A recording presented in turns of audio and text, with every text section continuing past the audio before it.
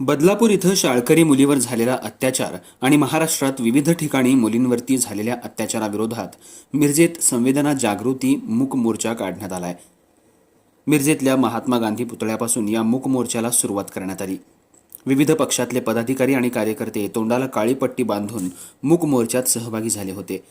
महाराष्ट्रात मुली, महिला आणि बालिका सुरक्षिततेचा प्रश्न गंभीर निर्माण झाला असून या महिला आणि मुली आणि बालकांना अत्याचारापासून प्रतिबंध व्हावा म्हणून अत्याचार करणाऱ्या नराधमांवर कठोरात कठोर कारवाई करण्यात यावी, अत्याचार करणाऱ्यांना तात्काळ शिक्षा दिली जावी, अशा प्रकारची व्यवस्था शासनानं करावी, महिला, मुली आणि बालकांच्या सुरक्षेसाठी ठोस उपाययोजना करण्यात याव्यात अशी आंदोलकांची मागणी होती।